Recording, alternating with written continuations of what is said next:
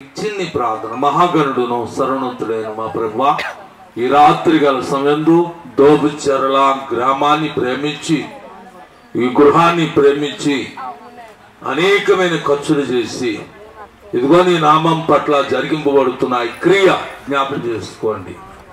ఈ కూటమి ప్రారంభమైన వారు తోడుగా ఉండండి. వారికి మీరు ఇచ్చిన భద్రత రక్షణ బట్టి వారు సాక్ష్యం చెప్పుకుని గొప్ప భాగ్యం ఇచ్చారు. అట్లు నీ కృపలో వారిని వర్ధలింప చేయమని యేసు నామములో ప్రార్థన చేశారు, వేడుకొని నా పరమ తండ్రి, ఆమేన్. వందనాలండి అందరికీ. మరణాత.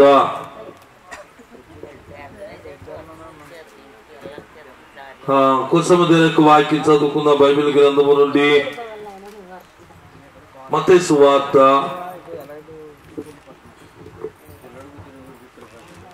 25వ అధ్యాయము మొదటి వచనం.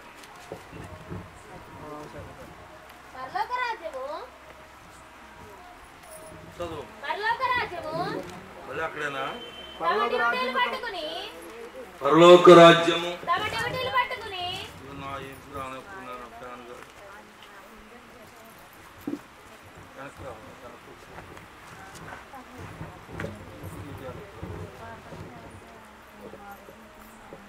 పరలోక రాజ్యము తమ డ్యూటీలు పట్టుకుని పెండ్లి కుమారుని ఎదుర్కొనుటకు బయలుదేరిన 10 మంది కన్యకలను పోలి ఉన్నది. వీళ్ళు 5 బుద్ధి లేని వారు, 5 బుద్ధి గలవారు. బుద్ధి లేని వారు తమ డ్యూటీలను పట్టుకుని తమతో కూడా నూనెని తీసుకుని పోలేదు. బుద్ధి గలవారు తమ డ్యూటీలతో కూడా సిద్ధులలో నూనె తీసుకుని పోయి. పెండ్లి కుమారుడు ఆలస్యము చేయగా వారందరూ కొనికి నిద్రించుచుండిరి. అర్ధరాత్రి వేళ ఇదిగో పెండ్లి కుమారుడు అతన్ని ఎదుర్కొన్నారని ఒక కేక వినబడెను. హల్లెలూయా, హల్లెలూయా, హల్లెలూయా. ఎందుకనంటే క్రైస్తవ్యం అని అంటే ఒక పెండ్లి ఇటువంటిది అన్నమాట. క్రైస్తవ్యంలో ఏముంటుంది అని అంటే పెండ్లి కళ ఉంటుంది అనమాట. క్రైస్తవ్యంలో దుఃఖమున్నా బాపబడుతుంది. క్రైస్తవ్యంలో శోధనలు వేదనలు ఇవన్నీ కూడా బాపబడతాయి. ఒక దినాన్న కన్నీరుతో ఉన్న మన జీవితాలు మరొక దినాన్న ఆనందంతో నిండేటువంటి క్రైస్తవ్యం అనేటువంటిది మార్పు కలదన్నమాట. క్రైస్తవ్యాన్ని దేని పోల్చి ఉందంటే ఒక కన్యకను పోల్చి ఉందన్నమాట. క్రైస్తవ్యం అంటే ఒక కన్యకను పోల్చి ఉంది. స్త్రీ కాదు, వృద్ధాపంలో ఉన్న స్త్రీ కాదు, అట్లాగే గొడ్రాలైన స్త్రీ కాదు, అట్లాగే నడిప్రాయం కలిగిన స్త్రీ కాదు. పాత నిబంధన సంఘాలను స్త్రీనితో పోలుస్తూ ఉంటాయి కనుక కొత్త నిబంధన సంఘం అంటే క్రైస్తవ్యం. క్రైస్తవ్యంలో ఏముంటుందనంటే కన్యక స్వభావం ఉంటుందన్నమాట.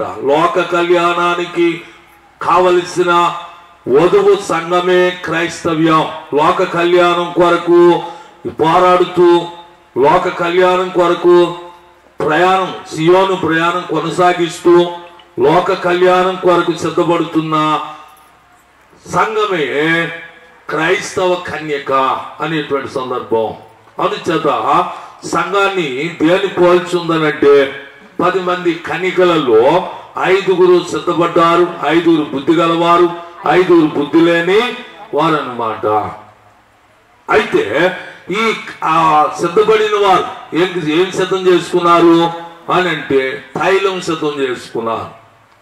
సిద్ధపడిన వాళ్ళు ఏం సిద్ధం చేసుకోలేదు అని అంటే తైలం సిద్ధము చేసుకోలేదు. తైలం దేనిని పోల్చి ఉందనంటే పరిశుద్ధాత్మ అభిషేకాన్ని పోల్చి ఉందన్నమాట. సహవాసాన్ని పోల్చి ఉందన్నమాట. అందుచేత దేవునిలో ఆత్మ యొక్క ఎదుగుదలను పోల్చి ఉంది. పురాతన కాలంలో పశ్చిమ దేశంలో వివాహాలు జరిగిన ఒక సందర్భం ఉంది. మనకు కూడా ఈ ఆచారాలు చాలా సందర్భాల్లో, చాలా గ్రామాల్లో, చాలా మతాల్లో, కులాల్లో కూడా ఉన్నాయి.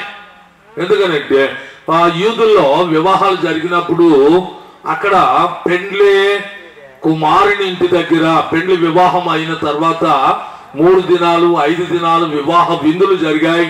విందులు జరిగిన తర్వాత పెండ్లి కుమారునితో పెండ్లి కుమార్తెతో కలిసి వారు పలకి మీద గాని లేక ఏదైనా గుర్రపు రౌతు మీద గాని లేకుంటే ఏదైనా ఎడ్ల బండి మీద కానీ పురాతన కాలంలో అంటే క్రీస్తు పూర్వకాలంలో జరిగిన సందర్భాలు. ఇప్పుడు కూడా మనకు కూడా ఒక 50 సంవత్సరాలు వెనక్కి వెళ్తే పెండ్లి కుమారుని పెండ్లి కుమార్తెని ఎటువంటి వాహనం మీద తీసుకువెళ్ళేవారు. 50 సంవత్సరాలు 60 సంవత్సరాలు వెనక్కి వెళ్తే అప్పుడు చిన్నకారులు ఉన్నాయండి అండి. అప్పుడు 50-60 సంవత్సరాల క్రితం ఈ ప్రాంతం ఎలా ఉండేది, ఈ గ్రామంలో ఈ ప్రాంతం ఎలా ఉండేది. అయితే ఆ కాలంలో జరిగేటువంటి సందర్భం వివాహాలు అయిన తర్వాత మేళ తాళాలతో పెండ్లి కుమారుని పెండ్లి కుమార్తెని తీసుకుని వస్తూ ఉన్నప్పుడు పెండ్లి కుమారుని ఇంటి నుండి లేక పెండ్లి కుమార్తె ఇంటి నుండి పెండ్లి కుమారుని ఇంటికి, లేక పెండ్లి కుమారుని ఇంటి నుండి లేక పెండ్లి కుమార్తె ఇంటి నుండి పెండ్లి కుమారుని ఇంటికి వారు సాయంత్రం సమయంలో ప్రయాణం చేసేవారు. ప్రయాణం చేసి పెండ్లి కుమారుని ఇంటికి వచ్చే సమయానికి వాళ్ళు ఏం చేసేవారు అంటే ఆ గ్రామంలో ఉన్న కన్యకలందరూ సిద్ధంగా ఉండేవారు డ్యూటీలు తీసుకుని. పూర్వం కొన్ని సందర్భాల్లో డ్యూటీలే వాడేవారు, డ్యూటీలు ఎక్కువ వాడేవారు. రాను రాను పెప్పర్మెంట్ లైట్లు వచ్చాయి, రాను రాను గాలి కొడితే ఎలిగే పెప్పర్మెంట్ లైట్లు వచ్చాయి, రాను రాను ఇప్పుడు ఎల్ఈడి లైట్లు కూడా వచ్చాయి అన్నమాట. పురాతన కాలంలో లైటింగ్ కు వాడేటువంటి లైట్లు ఏమిటంటే కాగడాలు. అట్లాగే వీళ్ళు ఏం చేసేవారు, దివిటీలు వంటి కాగడాలు పట్టుకుని రెడీగా ఉన్నారు. కానీ అందులో కొందరు నూనె తక్కువ తీసుకుని వచ్చారు, కొందరు నూనె ఎక్కువ తీసుకుని వచ్చారు. అయితే పెండ్లి కుమారుడు వస్తున్నాడు హో అనే శబ్దం వినబడుతుంది. ఎప్పుడు వినబడుతుంది? 10వ వచనంలో చదువుతాం. 9వ వచనంలో అందుకు బుద్ధి గల కన్యకలు మాకును మీకును ఇది చాలదేమో, మాకును నీకును చాలదేమో, ఇది చాలదేమో, మీరు అమ్మవారి దగ్గరికి పోయి కొనుక్కొనడని చెప్పి వారు కొనబోచుండగా పెండ్లి కుమారుడు వచ్చారు. గమనించండి, మన సహవాసం ఏదైనా కొట్టు మీద దొరుకుతుందా? మనం దేవుని సన్నిధిలో ఆత్మీయంగా ఎదిగితేనే గాని రండి దేవుని సన్నిధిలో ఆత్మీయంగా ఎదిగేటువంటి సహవాసం కొట్టు మీద ఏమైనా ప్యాకేజీలు ఏం దొరుకుతాయా? దొరకవు. దేవుని సన్నిధి సహవాసం అనేటువంటిది చాలా విలువైనది. ఇక్కడ మనకి ఇచ్చిన అవకాశాన్ని సద్వినియోగం చేసుకోవాలి. ఇక్కడ మనకి ఇచ్చిన అవకాశాన్ని సద్వినియోగం చేసుకోవాలి. ఒక రోజు గడిచిపోతున్నప్పుడు సమయం ఎంత గడిచిపోతుందో గ్రహించాలి. ఒక రోజు గడిచిపోతున్నప్పుడు మన ఆయుష్ ఎంత తగ్గిపోతుందో కూడా గ్రహించాలి. కనుక మనం ఏం చేయాలంటే ప్రార్థనా సమయం ఉన్నప్పుడు అశ్రద్ధ చేయకూడదు అన్నమాట. ప్రార్థన సమయాన్ని సహవాసాన్ని అశ్రద్ధ చేయకూడదు. చిన్ని ప్రార్థన కూటమే కదా, నేనే వెళ్ళాలా, ఈ రోజు ఆరాధన కదా, రోజు చేయాలా, సంవత్సరం అన్ని వారాలు చేస్తున్నాను కదా అని ఆరాధన క్రమాన్ని కానీ దేవుని సన్నిధిలో ఈ సహవాసాన్ని మనం తగ్గించుకుంటే మనం తైలం లేని డ్యూటీలు కానీ మిగిలిపోతాం. అందుచేత మనం ఏం కలిగి ఉండాలి అని అంటే సహవాసం. దేవుడు మనకి ఇచ్చినది యేసు ప్రభువాన్ని ఎరుగుటియే నిత్య జీవం, యేసు ప్రభువాన్ని ఎంబడించుటియే నిత్య జీవం, యేసు ప్రభువాన్ని తెలుసుకున్నటియే నిత్య జీవం, యేసు ప్రభువారి యొక్క మాటలు గైకొన్నటియే నిత్య జీవం. కనుక మనం ఏం కలిగి ఉండాలి అని అంటే సిద్ధపాటుని కలిగి ఉండాలి. బుద్ధి గలవాడు ఏం చేస్తాడు? ముందుగానే వ్యవసాయం దున్నుతాడు, నారు పోస్తాడు, వ్యవసాయం నాటుతాడు, తర్వాత ముందుగానే సిద్ధంగా ఉంటాడు. ఎందుకంటే కొన్ని సందర్భాలు వ్యవసాయము ఒడిదుడుకులు ఉంటాయి. ముందుగా నాటిన వాడు కొన్ని సందర్భాలు వర్షం రాకుండానే దాటిపోతూ ఉంటాడు. కొందరు ఏం చేస్తారు? వెనకాటుగా ఉన్న వారిని వర్షాలు పట్టుకుంటే వాయుగుండా. అట్లాగే కొన్ని సందర్భాల్లో వెనకాటుగా ఉన్న వాళ్ళే వర్షం ఏమి ఇబ్బంది పెట్టదు. అయితే కొన్ని సందర్భాల్లో బుద్ధి గల వాని వలె మనం శ్రద్ధ తీసుకోవాలి. ఎక్కడ అంటున్నాడు అని అంటే బుద్ధి గలవారు డ్యూటీల్లోనికి నూనె సిద్ధం చేసుకుంటారు, బుద్ధి గలవాడు బలమైన పునాది మీద ఇల్లు కడతాడు అనే మాట. ఎందుకనంటే మనకి బైబిల్ ఏం చెప్తుంది అని అంటే దాన్ని గైకొనమని చెప్తుంది అనమాట. బైబిల్ కానీ గైకొనకుండా పాస్టర్ గారు చెప్పేది, పాస్టర్ గారిని నడుచుకునేది దాన్నే కొనసాగించామనుకోండి ఇట్లాగే ఆ పెండ్లి కుమారుడు వస్తాడు, మనం లోనికి వెళ్లకుండానే తలుపు వేయబడుతుంది. అది చదువు కింద వచ్చిన ఏం చెప్పబడుతుంది అని అంటే 11వ వచనంలో అంతటా కింద 10వ వచనంలో వారు కొనబోచుండగా పెండ్లి కుమారుడు వచ్చాను, అప్పుడు సిద్ధపడి ఉన్నవారు అతనితో కూడా పెండ్లి విందులకు లోపలికి పోయి అంతటా తలుపు వేయబడిను. ఆ తర్వాత తక్కిన వారు కనికులు వచ్చి అయ్యా అయ్యా మాకు తలుపు తీయమని అడుగగా అతడు మిమ్మల్ని ఎరగనని మీతో నిశ్చయముగా చెప్పుచున్నానని. హల్లెలూయా హల్లెలూయా హల్లెలూయా. తలుపు లోనికి వెళ్ళిన వాడే దేవుని పిల్లలు. చాలా మంది సందర్భాల్లో దేవుని యొక్క వాక్యాన్ని గైకొనేవాడే దేవుని పిల్లలు. ప్రభువా ప్రభువా అని పిలిచి ప్రతి వాడు పరలోక రాజ్యం చేరడు. వాక్యానుసారమైన జీవన విధానములో స్థిరపడిన వాడే దేవుని రాజ్యానికి మనం చేర్చబడతాం. మనలో పాపం ఉండకూడదు, మనలో సత్క్రియలు ఉండాలి. మనలో ఏముండాలి అని అంటే యథార్థ హృదయం కలిగి ఉండాలి. మనం దేవుని యొక్క ఆజ్ఞను పాటించేవారుగా ఉండాలన్నమాట. అందుచేత దేవుని యొక్క ఉద్దేశాన్ని మనం గ్రహించాలి. ఎందుకనంటే సమయం దగ్గరగానే ఉంది, ఆయన తలుపు దగ్గర ఉన్నాడు అనమాట. పెండ్లి కుమారుడు వచ్చాను, అట్లాగే కనికలందరూ కూడా అక్కడ పెండ్లి కుమారుడు వచ్చినప్పుడు బంధువులు గాని కనికలు గాని వీళ్ళంతా ఆయనతో లోపలికి వెళ్ళిన వాళ్ళే. ఇంకా బయట ఎవరైనా ఉంటే అమ్మా ఎవరైనా ఉన్నారా రండి తలుపేసేస్తున్నాం అని అంట. వాళ్ళకి 2 విధములైన ఆచారాలు ఉన్నాయి. పస్కా పండుగ రోజున అన్ని బయట ముందు పన్నులన్నీ చదువుకుని లోపలికి అన్ని వస్తువులు తెచ్చుకున్న తర్వాత తలుపేస్తే తెల్లారి వరకు తలుపు తీరు. లోపల ఏం జరుగుతుంది, బలి అయిన పొట్టేలు ఒక రక్తమును దాన్ని అన్ని కూడా ముందుగా తాకించి దానిని మాంసాన్ని వండి లోపల పాటలు ప్రార్థనలు ఆ పొట్టేలు మాంసాన్ని తినటం, అక్కడ ఆరాధన జరుగుతుంది అనమాట. ఆరాధన, మాంసముతో కూడిన విందు, పాటలు, అట్లాగే అక్కడ కూడిన తీయటి రసములు, ఇవన్నీ కూడా వాళ్ళు త్రాగుతూ విందు చేస్తూ ఆరాధన చేస్తూ తింటూ ఉంటారు తెల్లారి వరకు. బయటికి వెళితే మీ ప్రథమ సంతానం వారు చనిపోతారని దేవుడు చెప్పాడు కనుక అప్పటి నుండి వాళ్ళు ఆ పండుగలో బయటికి ఎవరు వెళ్ళరు. కనుక పెండ్లికు మరొక ఆచారం ఏంటంటే పెండ్లి కుమారుడు పెండ్లి కుమార్తె పలకి మీద ఊరేగించి వచ్చిన తర్వాత ఆ పెండ్లి కుమారునితో పెండ్లి కుమారునితో బయట ఉన్న వాళ్ళు బంధువులు కూడా వచ్చిన వాళ్ళు ఎదురుగా డ్యూటీలతో ఎదురు కన్యకలు వీళ్ళంతా ఏం చేయాలనంటే ఆ పెండ్లి కుమారునితో లోపలికి వెళ్ళాలన్నమాట. వాళ్ళకి ఆచారం ఏంటంటే పూర్వం మండవాళ్ళ ఊగులకు బయట భారీ గోడ గుమ్ము ఉండేది. ఇది వరకు ఉన్న అలవాట్లు ఎవరికన్నా తెలుసా అండి? ఇల్లు లోపల భారీ మండవాళ్ళ ఊగులన్నా బయట చుట్టూరు భారీ గోడకి ఏముండేది, ఒక గుమ్మ ఉండేది, ప్రధాన గుమ్మం. ఆ విధంగానే ఆ గుమ్మం గుండా అందరూ లోనికి వెళ్ళిపోయిన తర్వాత తలుపు వేస్తారు. తర్వాత వచ్చి తలుపు ఎవడానికి కొట్టినా తీరనమాట. తలుపు వేయకుండా ఉన్నప్పుడే అందరూ లోనికి రావాలి.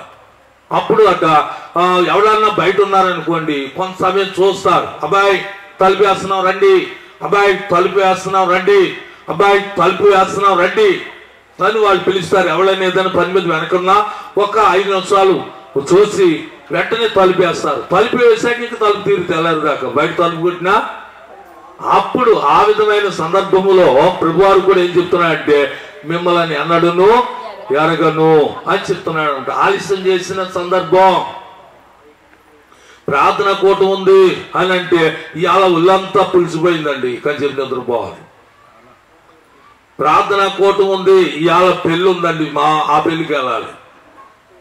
ప్రార్థన కూటం ఉంది, ఇవాళ పొలం ఉందండి, పొలానికి వెళ్ళాలి.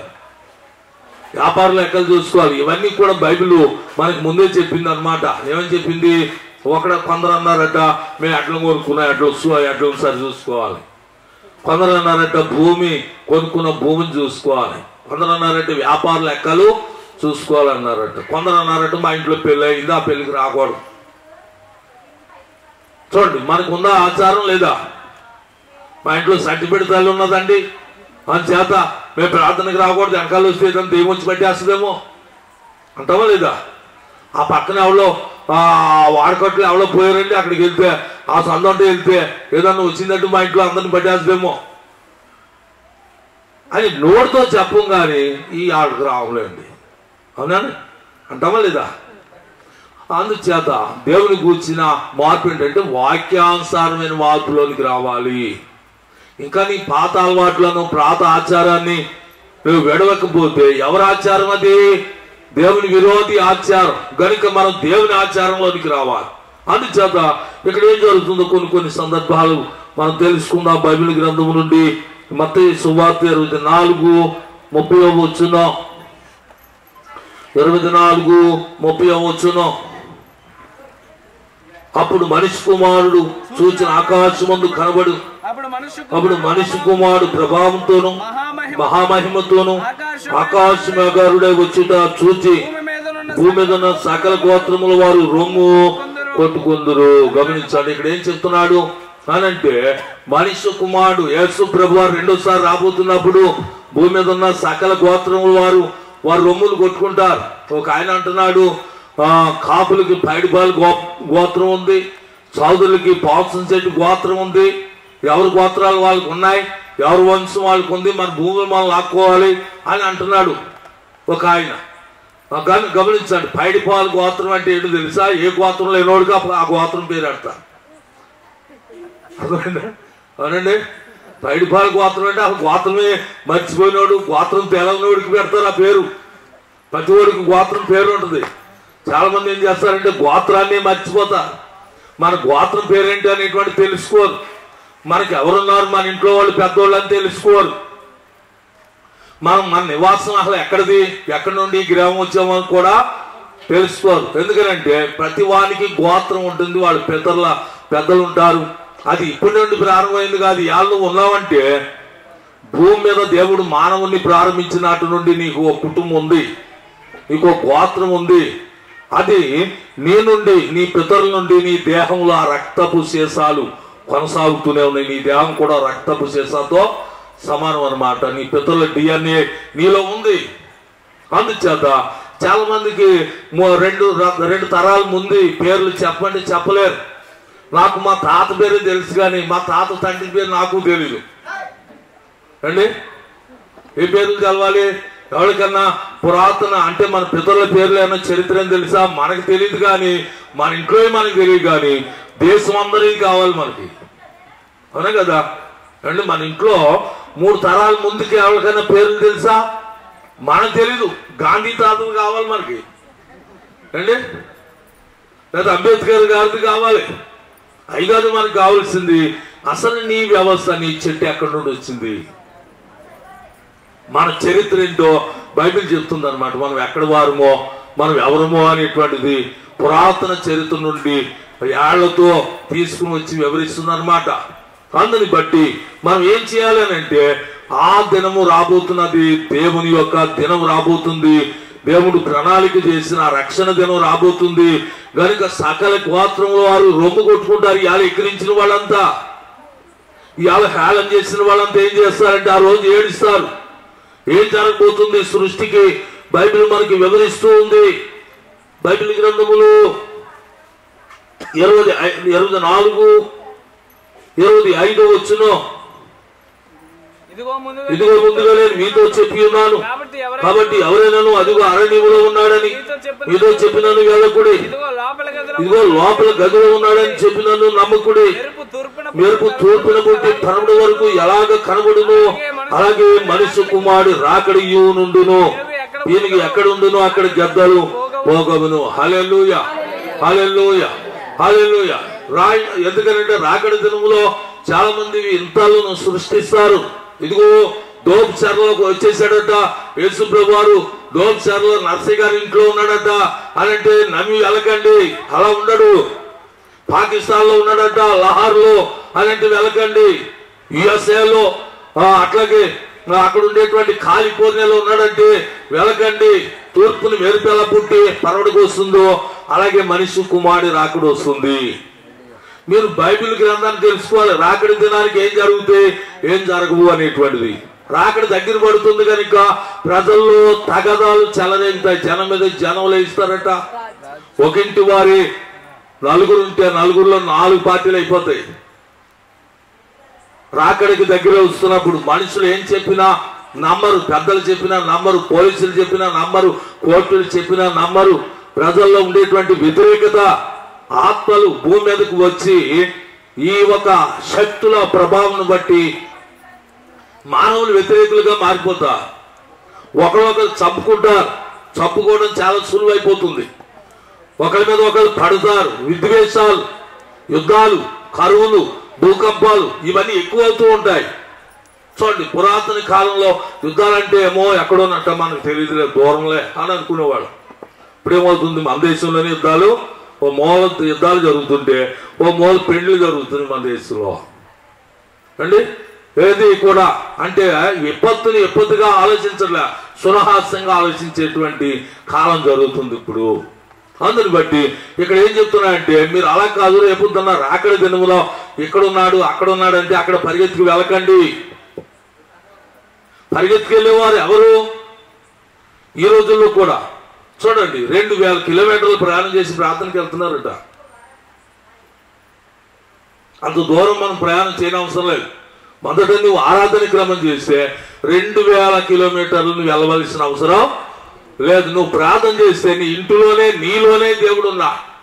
సమరయ స్త్రీతో యేసుప్రభు ఏం చెప్పాడంటే, నీలోనే ఊరెడి నీటిని బావిని నీలో పెడుతున్నా. అది ఒక అభిషేకం, ఎక్కడికో వెళ్ళవసరం లేదు. నీలోనే ఈ బావి ఉంటుంది, నీలోనే దేవుని ఆత్మ ఉంటుంది, అభిషేకం ఉంటుంది.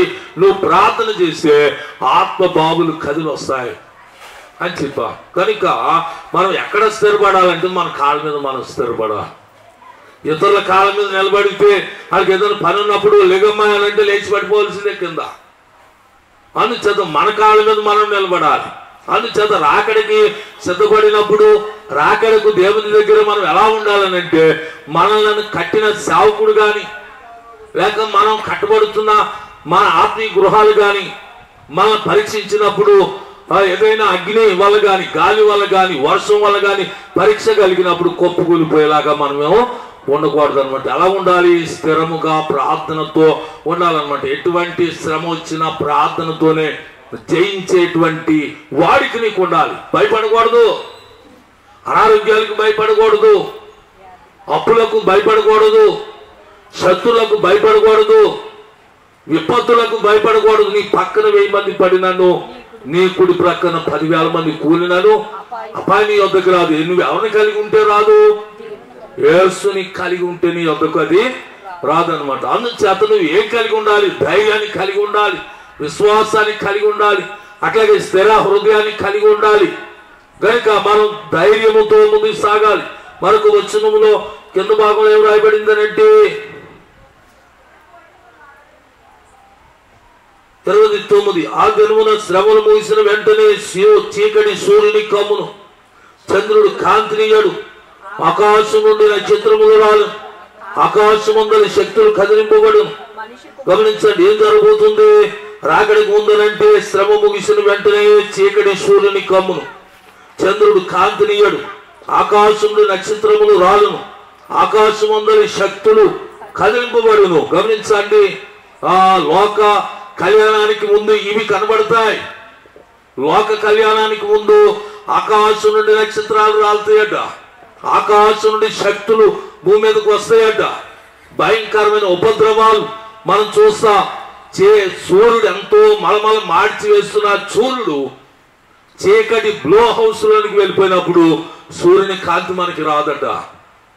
గమనించండి, ఆకాశంలో ఉండేటువంటి నక్షత్ర మండలాలన్నిటిలో ఓ చిన్న నక్షత్రం మన భూమికి దగ్గరగా ఉంది, అదే సూర్యుడు. అటువంటి ఆకాశ మండలాలన్నిటి కూడా మన భూమికి కనబడకుండా మన సూర్యుడు ఒక బ్లో హౌస్ లోనికి, చీకటి మండలంలోనికి సూర్యుడు వెళ్ళిపోతే మన భూమికి వెలుగు రాదట. చంద్రుడి నుండి వచ్చేటువంటి వెలుగు కాంతి ఉండదట. చీకటిగా ఉండి వెలుగు లేని దీవిలో ఉంటే ఎలా ఉంటుంది పరిస్థితి? వర్షం కురుస్తుందా? కురవు. పంటలు పండుతాయా? పండవు. ఆహారం దొరుకుతుంది ఎక్కడన్నా? దొరకవు. ఏముంటుంది? ఏం జరుగుతుందో? మళ్ళీ ఆకాశం నుండి శక్తులు కూడా వస్తాయి. తోడు భయంకరమైన ఉపద్రవాలు భూమికి ఎన్నో ఉన్నాయి.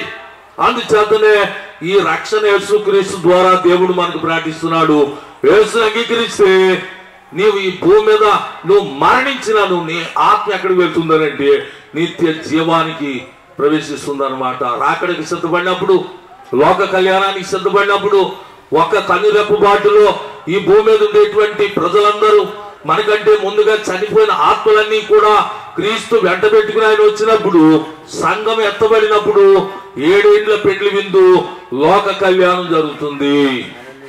కనుక యేసుని ద్వారా మనం కనిపెట్టేటువంటి రక్షణ చాలా విలువైనది. అందుచేత మరొక వచనములు 24వ అధ్యాయం 44లోకి వచ్చినాక చదువుకుందాం. మీరు అనుకోనని గడిలో మనిషి కుమారుడు వచ్చును, కనుకనే మీరు సిద్ధముగా ఉండుడి. యజమానుడు తన ఇంటి వారికి తగిన వేళ అన్నం పెట్టుటకు వారిపై ఉంచిన నమ్మకమైన వాడును. బుద్ధిమంతుడైన దాసుడెవడు? యజమానుడు వచ్చినప్పుడు ఏ దాసుడు ఎలాగ చేయుచుండు అతడు కనుగొనును, ఆ దాసుడు ధన్యుడు. గమనించండి, యజమానుడు అట్లాగే వాడుకునేటువంటి దాసుడు, తన ఇంటి వారందరి మీద తగిన సమయానికి భోజనం పెట్టేటువంటి దాసుడెవడు? భయభక్తులతో దేవుని పనిచేసేటువంటి సేవకుడెవడు? అతను ధన్యుడు అని చెప్పబడుతూ ఉంది. ఇద్దరట పొలంలో పనిచేస్తారట, ఒకళ్ళు ఎత్తబడతారట, ఒకళ్ళు విడిచిపెట్టబడతారు. ఇద్దరట ఒకే మంచం మీద ఉంటారట. మంచం అంటే ఏంటి, పొలం అంటే ఏమిటి? తిరగలు, ఇద్దరు స్త్రీలు తిరగలు ఇసురుతూ ఉంటారట. ఇద్దరు స్త్రీలు అంటే సంఘములో సగభాగం, లేక 2 సంఘాలు, లేక ఒకే సంఘములో సగం మంది మాత్రమే తిరగలు విసిరే స్త్రీలను పోలి ఉన్నారు. కనుక ఒక స్త్రీ ఎత్తబడుతుంది, ఒక స్త్రీ విడవబడుతుంది. రెండవది, ఇద్దరు పొలంలో పనిచేస్తున్నారు, ఇద్దరు పొలంలో ఉన్నారు అని అంటే ఇద్దరు సేవకులు పనిచేస్తూ ఉన్నారు, లేకుంటే ఇద్దరు వ్యక్తులు క్రైస్తవులు అయింది సంఘ లోకంలో ఉన్నారు. ఒకళ్ళు విడిచిపెట్టబడ్డారు, ఒకళ్ళు ఎత్తబడ్డారు. ఇద్దరు ఒకే మంచం మీద ఉన్నారు. ఇద్దరు ఒకే మంచం మీద ఉన్నారంటే నిద్రపోతున్నారు, అంటే సమాధుల్లో ఉన్నారు. ఒకళ్ళు ఎత్తబడ్డారు, ఒకళ్ళు విడిచిపెట్టబడ్డారు. కనుక ఏది ముఖ్యమో దేవుడు మనకు ముందు ఉంచాడు. కనుక ఇక్కడ చాలా జాగ్రత్తగా దేవుని క్రియను, దేవుని ఆజ్ఞలను మనం పాటించాలి. కూతికి కాతికి కకృతి పడకూడదు, కూతికి కాతికి చేయి చాపకూడదు, కూతికి కాతికి పరుగులెట్టకూడదు. ఇది ఎలా ఉండాలని అంటే సొంటు కొమ్ముగా నిక్కర్చుగానే ఉండాలి, వెలిగింపబడేటువంటి డ్యూటీగా ఉండాలి. కనుక ఆ విధమైన సంఘ వ్యవస్థలు మనం ఎదగాలి.